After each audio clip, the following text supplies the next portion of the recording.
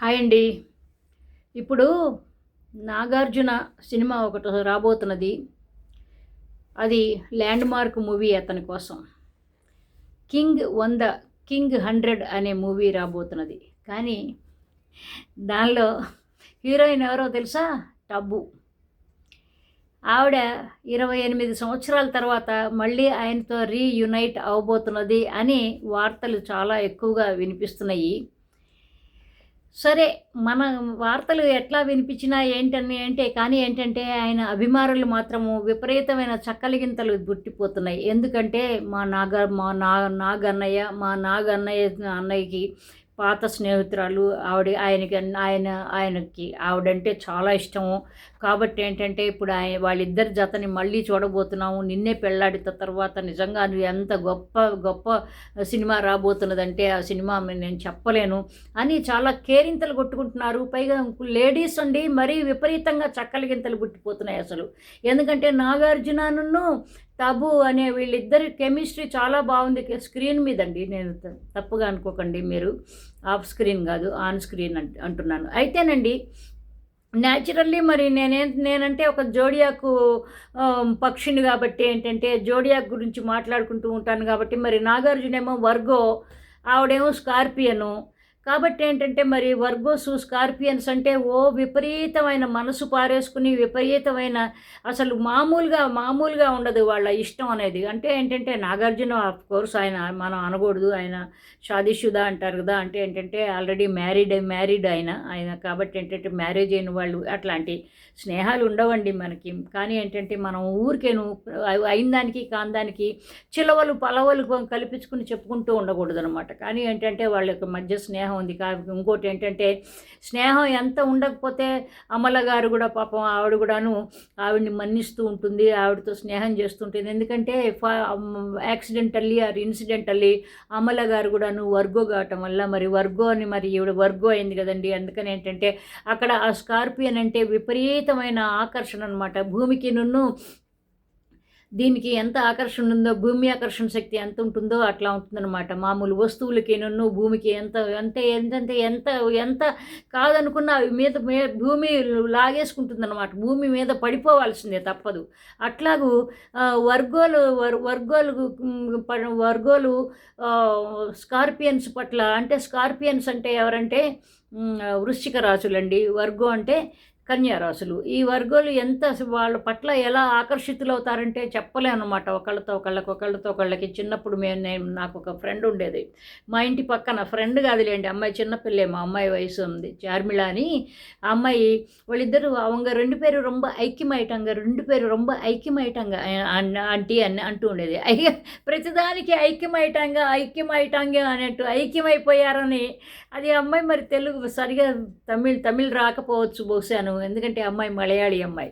సరే, వదిలిపెట్టేసేద్దాం. మీరు ఒకదాని మీదే కాన్సన్ట్రేట్ చేయండి, ఒక విషయం పట్లే అని మరి బాగా నొక్కి ఒక్కానిస్తూ ఉంటారు నా చెల్లెళ్ళు తమ్ముళ్ళు. కాబట్టి ఏంటంటే డీవియేట్ అయిపోతూ ఉంటానండి, ఎందుకంటే జోడియాక్ పక్షిని కదా, అందుకని అనమాట. సరే, అయితేనండి కొంతమంది ఎవరో అడుగుతున్నారు నాగార్జున గారిని. తప్పు, అట్లా అడగకూడదు అసలు. సినిమా వాళ్ళని అట్లా అడిగితే మీ వయసు ఎంతండి, లేకపోతే మీరు ఏంటి మీ జుట్టు అసలు ఇప్పుడు కూడాను 66 సంవత్సరాల్లో కూడాను మీ జుట్టు ఇంత నిగనిగలాడిపోతున్నది, ఇంత ఒత్తుగా ఉన్నది, అసలు గుమ్మటంగా ఉన్నది, ఎంతో బాగున్నది అని అనిపిస్తుంది అని అడుగుతూ ఉంటారు. కానీ అట్లా అడగకూడదు. అట్లా అడిగితే వాళ్ళు మాత్రం ఏం చెప్తారు, నేను ఏదో విగ్గు పెట్టుకున్నానండి, ఆ విగ్గు ఫలానా కంపెనీదండి, మీరు కూడా వాడండి, అట్లా చెప్పలేరు కదా. అంటే నాగార్జున గారి గురించి కాదు, తప్పుగా అనుకోకండి. ఆయన మహానుభావుడు, ఆయన చక్కగా ఆయన అతీతుడు అనమాట, వయసుకి అతీతుడు. కాబట్టి ఆయన చాలా యంగ్స్టర్గా ఉంటాడు. ఎందుకంటే సినిమాల వాళ్ళకి కూడా చిన్న వాళ్ళకి కుర్రకారులకు కూడా ఆయన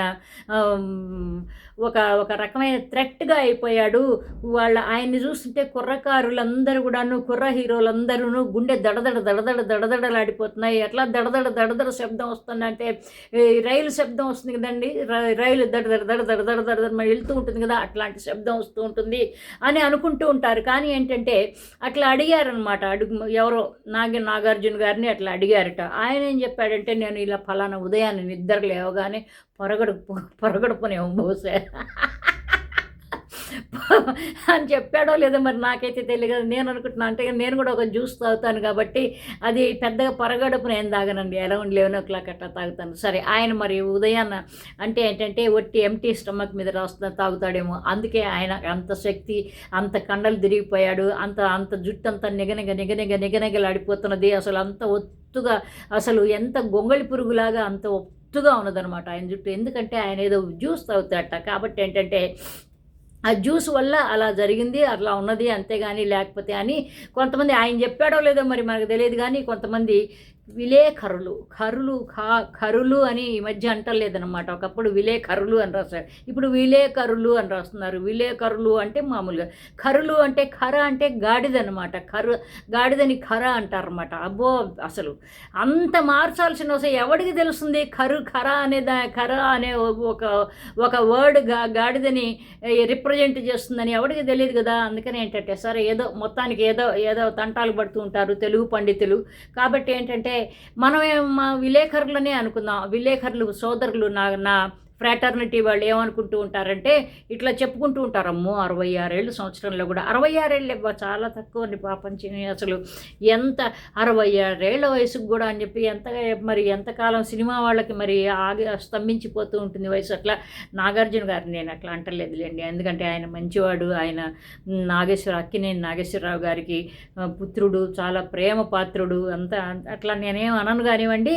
నాకు ఆయన సినిమాలు అంటే చాలా ఇష్టమే, బాగా చాలా సినిమాలు చూశాను. ఆయన కింగ్ సినిమా ఎక్కువగా చాలాసార్లు చూశాను నేను. కాబట్టి ఏంటంటే అట్లాంటి సినిమాలు నేను చూసినప్పుడు నాకు ఆయన మీద అభిమానం పొంగి పొరలిపోతూ ఉంటుందన్నమాట. కాబట్టి ఏంటంటే ఇదిగో ఇట్లాగూ జుట్టు ఎందుకు అలా ఉంది మీకు, అట్లాగ ఎందుకు ఉంది, ఆ చర్మం అలా ఎందుకు ఉంది మీకు, అవన్నీ అడిగితే వాళ్ళ దగ్గర రెడీమేడ్ జవాబులు ఉంటూనే ఉంటాయి. సినిమా వాళ్ళు అంటే నాగార్జున గారు నన్ను నేను అంటలేదు, సినిమా వాళ్ళ దగ్గర. ఎందుకంటే ఇప్పుడు నేను ఐబ్రోస్ దిద్దుకున్నాను, మీ ఐబ్రోస్ ఎందుకండి ఇలా ఉన్నాయని ఏదో పల్లెటూరు వాళ్ళు ఎవరన్నా అడిగితే నేను పొద్దున్న ఏం చేస్తానంటే ఆముదం రాసుకుంటానండి. పొద్దున రాత్రి సాయంకాలం ఖాళీగా ఉన్నప్పుడల్లా ఆముదం రాసుకుంటానండి అని అంటాం అనుకో, అబ్బో ఆవిడ ఇందిరా గారు పాపం, ఇంకొక ఆవిడెవరో అంటుందన్నమాట.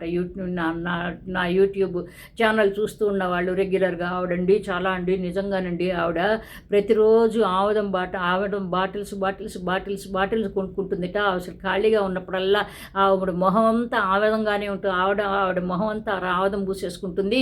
నిజంగాను అసలు మొత్తం ఆవదం దాగిన మొహంలాగానే అనుకుంటారు. నిజంగా కెమెరా ముందు వచ్చినప్పుడు మాత్రం ఆవిడ శుభ్రంగా నీట్గా ఉంటుంది, కానీ అట్లాగనమాట. అందుకని చెప్పుకుంటారు, చిలవల పలవలు పుట్టి చెప్పుకుంటూ ఉంటారు కానివ్వండి.